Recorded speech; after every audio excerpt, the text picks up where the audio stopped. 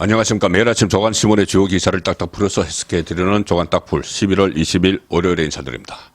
지난주 금요일이죠. 한동훈 법무부 장관이 대구를 방문했다가 동대구역에서 서울로 오는 기차를 타기 전에 몰려드는 시민들과 사진을 찍고 환담을 나누기 위해서 3시간 동안 그 기차표를 뒤로 미루는 그런 일이 있어서 화제가 됐었죠. 이번 주도 아마 한동훈 장관의 이 은행이 뉴스의 중심에 있을 것 같습니다. 내일 대전을 가고 또 24일에 이번 주 금요일이죠. 금요일에는 또 울산을 방문을 하기 때문에 그곳에서도 또 시민들이 어떤 반응을 보일지, 그래서 지금 일부에서는 뭐 한동훈 신드롬 뭐 이런 이야기까지 나오는 상황입니다. 그리고 여권에서는 새로운 고민거리가 하나 생겼죠. 한동훈을 총선에서 차출을 하는 건 지금 거의 기정사실화 되는데 어디에 배치를 할까? 비례대표로 할까? 아니면은 격전지에 내세울까? 상징적인 곳에 출마시킬까? 뭐 이런 문제들이죠. 자, 오늘 조선일보 8면 기사입니다. 수도권 출마 비례로 총선 지휘 여의 한동훈 활용법, 여권에서 나온 4가지 시나리오. 자, 이 활용법이 여러 가지가 있는데 조선일보가 4가지로 정리를 했습니다. 첫 번째는 총선 승부처에서 바람몰이를 해야 된다.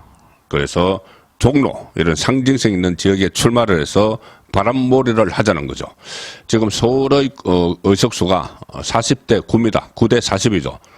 그 민주당이 40, 국민의힘이 9. 그래서 이런 상황이 또 재연될 가능성도 전혀 없지 않습니다. 그때 강서구청장 보궐선거에서 18%포인트 차이로 국민의힘이 패배했죠. 자, 그래서 이 수도권, 특히 서울에서 바람몰이를 하기 위해서 일단 종로 같은 상징성 있는 지역에 출마를 해서 인근 지역까지 여파가 미치도록 하자. 그것이 활용법 1번입니다. 자, 활용법 2번은 야당 핵심 지역구에 자객 공천을 하자. 그래서 대야 투쟁 능력을 활용을 해서 판을 흔들어 버리자, 이런 이야기입니다. 상징성 있는 자객 공천, 한동훈 장관 특유의 대야 투쟁 능력을 최대로 활용하는 방안인데 이럴 경우 민주당에서도 선명성이 강한 정청래, 서울 마포구나 또는 안민석, 그 경기 오산 이런 곳에 한동훈 장관을 공천을 해서 전체 판의 분위기를 한번 바꿔보자, 뭐 이런 것도 있고, 세 번째 그 활용법은 선대 본부장 같은 직책을 맡겨야 된다. 그래서 총선 간판으로 다른 후보들을 지원을 해야 된다. 이 경우에는 비례대표 후순위에 이제 성부수를 걸면서 비례대표 후순위에 배치를 해서 전국을 다니면서 유세를 해야 된다는 이야기죠. 지원 유세. 비례대표 순번에 배치해서 지역 선거 부담을 들고 전국 선거를 지휘하게 한다는 구상도 있다. 그리고 네 번째, 일부에서 나오는 이야기는 한동훈 장관을 이번에 써먹지 말고 아끼자.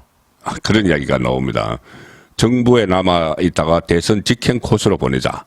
이 총리 같은 직책을 맡으면서 다음 대선에 준비하자. 이런 이야기들도 지금 여권 일각에서는 나오고 있습니다.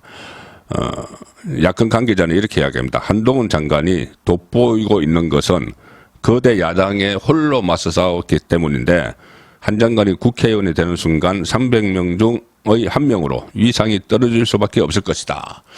물론 그럴 수도 있지만 최근에 보이는 한동훈 장관의 이 정치력이나 순발력 아니면 스킨십 능력 이런 것을 보면은 국회의원이 되더라도 300명 중 그러니까 원 오브 댐이 되는 것이 아니고 뭔가 좀 그 독특한 그런 나름대로의 정치 행보를 보일 가능성이 높다. 저는 그렇게 평가하고 특히 이번 총선이 워낙 그 윤석열 정부에서는 중요하기 때문에 다음을 생각할 수가 없다. 지금 당장 가용 인력은 총동원해야 된다. 자, 그런 생각입니다.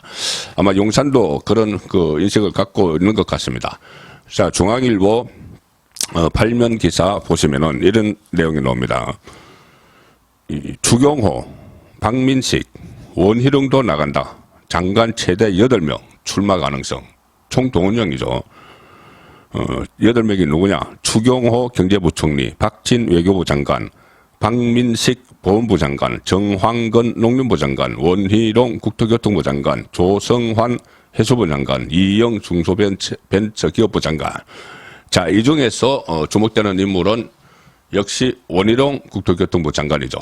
원 장관도 이번에 출마가 확실한데 어디에 났을까? 자, 원희룡 장관 활용법, 한동훈 장관 활용법, 이어서 원희룡 장관 활용법이 있는데, 원희룡 장관도 뭐 한동훈 장관 못지않게 여러 가지로 활용할 카드가 많습니다. 자, 그런데 오늘 중앙일보는 원희룡 장관 활용법에 대해서 이렇게 씁니다. 이재명을 겨냥해서 자격 공천 가능성이 있다. 이재명 겨냥한 자격 공천. 한동훈 장관에 대해서는 조금 전에 말씀드린 대로 정청래, 안민석 지역. 자, 그런데 원희룡은 이재명 지역. 바로 인천 계양 어리죠. 가령 한동훈 장관을 이재명 쪽에다 붙이면은 엄청난 싸움이 됩니다. 그러니까 한동훈 장관은 윤석열 대통령의 복심, 이렇게 최측근 이렇게 돼 있기 때문에 다시 윤석열 대통령과 이재명의 대리전 뭐 이런 식으로까지 되니까 그까지는 갈 필요가 없죠. 그래서 원희룡 장관이 다음 자기 유력한 대권 주자, 한동훈 장관과 같이 유력한 대권 주자인 원희룡 장관이 이재명과 한번 붙어본다, 이런 구상입니다. 원희룡 장관이 내년 4월 총선에 출마하기로 마음을 굳혔다고 여권 핵심 관계자가 전했는데, 이 관계자 내용은 말은 이렇습니다. 내각 가용 전력을 최대한 총선에 투입해야 한다는 게 대통령실과 국민의힘 지도부의 공통된 의견이다. 원희룡 장관도 최근 당 복귀로 급선회한 것으로 안다. 그동안 계속 잔류설도 있었지만은 당으로 복귀한다는 거죠. 그래서 삼선 의원, 재선 제주지사 출신인 원 장관의 출마 지역도 지금 관심사인데, 한 인사는 자격 공천으로 이재명 민주당 대표 지역구인 인천 계양을로 가는 방안을 제안했는데 원희룡 장관에게 제안을 했다는 겁니다. 한 인사, 그러니까 여권의 한 인사겠죠. 제안을 했는데 원희룡 장관도 긍정적으로 반응했다, 이렇게 전했습니다. 자, 제가 파악하기로는 원희룡 장관이 여러 지역에 대해서 출마 이야기가 나오는데, 본인도 아직 정확한 결심은 하지 않은 것 같습니다. 그런데 나가더라도 그냥 보통 내각에 있는 장관들 차출해서 나가는 것처럼 그런 식의 출마는 너무 쉬운 지역, 그런 것은 원치 않는다는 그런 생각인 걸로 알고 있습니다. 그래서 이 전체 구도상 전체 그림을 그리면서 이 인천에 이재명이 그대로, 이재명도 지금 험지 출마 요구를 받고 있죠. 이재명이 그대로 계양을에 나가면은 거기서 원희룡 장관이 가서 빅매치를 벌이는, 자, 그런 방안도 검토가 되고 있고, 원희룡 장관도 굳이 그것에 대해서 거부를 하지 않는다, 자, 그런 분위기가 있는 것은 사실인 것 같습니다.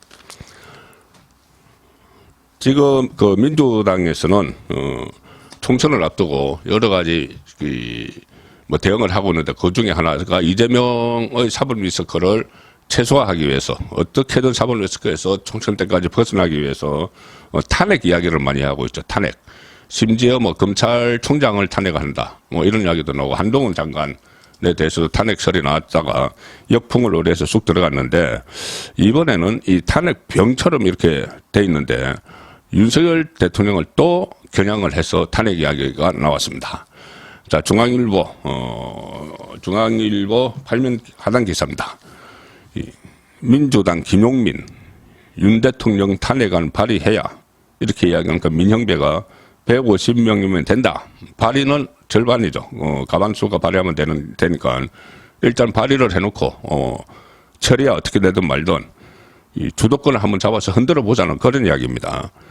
이 검사 탄핵 주도한 강경파가 공개적으로 주장을 했다. 지금까지 김용민 탄핵 이야기를 많이 했지만 어떤 집회에 가서나 이런 데서 했지, 이 공개적으로 한 겁니다. 이 김용민이 강주과학기술원에서 열린 민영배 책 북 콘서트에 나가서 반윤 연대를 형성할 수 있는 행동을 민주당이 먼저 보여야 되지 않을까 생각한다, 그렇게 이야기하면서 그 행동이 윤석열 탄핵 발의라고 생각한다. 국민의힘에서도 동의할 사람들이 많다, 이렇게 주장을 했습니다. 국민의힘에서 윤석열 대통령 탄핵에 동의할 사람이 많다. 일단 발의는 자기들끼리 할 수 있지만은 처리를 하려면은 3분의 2가 돼야 되기 때문에 국민의힘에서 이탈자가 생겨야죠. 그때 박근혜 전 대통령 때처럼. 그래서 이렇게 지금 바람을 잡고 있는 겁니다. 여기에 대해서 민영배 의원도 굉장히 설득력 있는 내용이다 이렇게 동조를 했습니다. 또 민영배는 대통령 탄핵은 150명이 있어야 한다.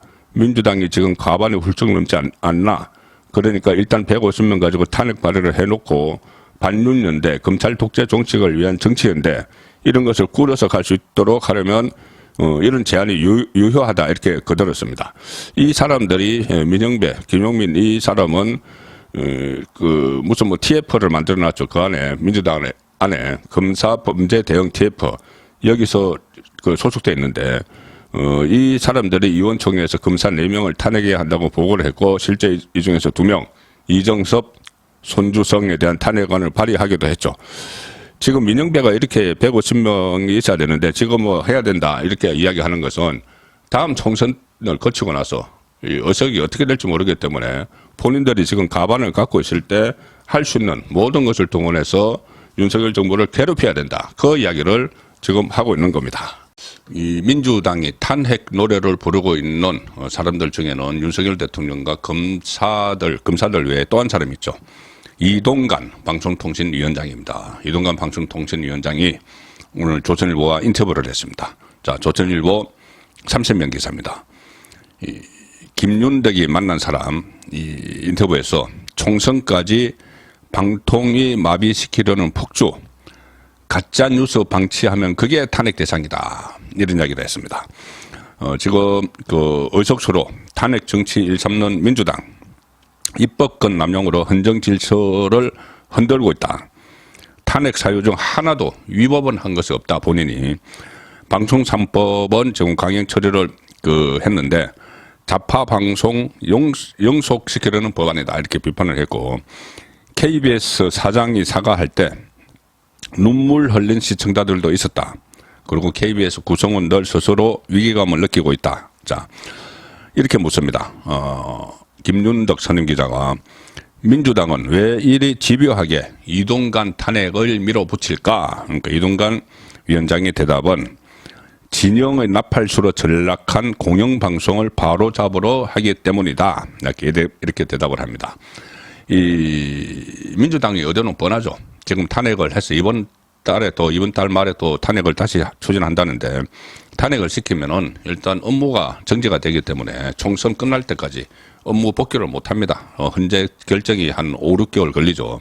자, 그래서 이동관 위원장이 추진하는 이 기울어진 좌편향된 방송의 정상화 이것을 총선 때까지 막아보겠다는 그런 전략적 판단에서 이동관 방통위원장 탄핵을 추진을 하고 있는 그 상황이 돼 있고 지금 이동관 위원장이 언론 인터뷰를 통해서 헌정 질서를 흔드는 것이다. 입법권 남용이다. 이렇게 비판을 하고 있는 상황입니다. 민주당이 지난주에 현수막을 내걸었는데 그것이 상당히 논란이 됐죠. 자, 동아일보 6면 기사입니다. 민주 최고위 보고된 현수막 청년 비하 논란 일자 업체에서 제작했다. 이렇게 핑계를 대고 꼬리 자르기를 했다는 이야기입니다. 꼬리 자르기를 했지만 다 최고위원회 내용이 다 보도가 되어 있었죠. 그래서 거짓말입니다. 이것도. 그때 내걸었던 현수막 문구는 정치는 모르겠고 나는 잘 살고 싶어. 경제는 모르지만 돈은 많고 싶어. 자, 이런 이야기라서 이것은 청년 비하. 청년들이 난 정치도 모르고 경제도 모르지만 어쨌든 남은 잘 살면 돼. 이런 식으로 청년들이 생각한다는 인식을 주는 것이죠. 그래서 이 본인들은 어쨌든 잘 먹고 잘 살게 해주겠다. 정치 경제 몰라도 된다. 이런 식으로 이 현수막을 내걸었지만은 이것이 청년 비하 논란이 일고 일었던 것이죠. 그래서 일부 민주당 청년 당원들이 탈당하겠다 이런 움직임까지 이어지니까 이 민주당이 부랴부랴 뭐라고 했냐면은 그거 업체 홍보업체겠죠. 업체가 제작했고 당에서 관여하지 않았다 이렇게 해명이라고 했지만은 민주당 지도부가 최고위원회의에서 현수막 내용을 보고를 받고도 당 사무총장 명의로 시도당에 공문을 보내서 현수막을 걸라고 지시한 것으로 드러났기 때문에 꼬리 자르기, 거짓 해명이다. 이런 비판이 나오고 있습니다. 자, 민주당 대표 이재명 지금 위정교사로 총선 전에 법정 구속될 가능성이 상당히 높아지고 있죠. 자, 그런데 이재명의 측근인 김용 전 민주연구원 부원장도 위정교사로 지금 재판해서 위정교사 정황이 드러나서 또 추가로 처벌될 가능성이 높아졌습니다. 조선일보 사이면 기사입니다. 김용 재판도 위정교사 정황, 그 위정교사를 한 정인은 또 이재명 캠프 소속이다. 검찰이 김용 알리바이 조작 관련 변호인 그리고 이재명 캠프 관계자 등 수사 뭐냐 하면은 그때 김용 씨가 유동규를 통해서 대장동 일당의 돈을 8억 원 가량 받아서 그때 대선 경선 후보 때 썼다는 그런 의혹으로 구속됐다가 지금 보석으로 풀려나 있죠. 그때 유동규에게 돈을 받지 않았다는 그 주장을 하면서 가짜 알리바이를 꾸며냈다는 겁니다. 유동규가 내가 돈을 줬다고 한 그 시각 그 장소에 본인이 있지 않았다. 그래서 그 정인으로 내세운 사람이 있는데 그 정인이 바로 이재명 캠프 소속이었다는 거죠. 그래서 가짜 증언을 했다는 겁니다. 이재명이 그 김진성 씨에게 위정교사를 한 것과 거의 같은 수법이죠. 가짜 정인을 내세웠다는 겁니다. 그 산법조인은 이재명과 거의 측근 김 씨 재판에서 문제가 되고 있는 위정교사는 실제로 법정에서 거짓 증언을 했던 정인이 위정 자체를 시인하고 있다는 공통점이 있다. 이재명과 김용 사이에는 이 위정을 교사를 당한 사람이 시인을 하고 있는 것이죠. 이런 식으로 공범 중 한쪽이 혐의를 인정하는 경우에는 다른 쪽이 부인해도 혐의를 벗기기가 쉽지 않다. 자, 그래서 이재명이 부인해도 김진성 씨, 위정교사를 받은 김진성 씨가 지금 시인을 다 했기 때문에 이재명도 실형을 선고받는 것을 면하기 어렵다. 그런 이야기입니다. 자, 마지막으로 소개해드릴 기사는 지난 금요일이죠. 금요일에 이 민원행정 장애가 생겼는데 오늘 그 정상화됩니다. 자, 동아일보와 조선일보 일면 토 기사입니다. 동아일보 목통 원인은 모른 채 56시간 만에 정상화. 조선일보는 디지털 정부 해외 홍보 중 디지털 재난 터졌다. 이상민 행안장관이 성과 내세우러 나갔다가 행정망 목통에 귀국했다. 자, 이런 기사입니다. 11월 20일 보내드린 조간 닥불이었습니다.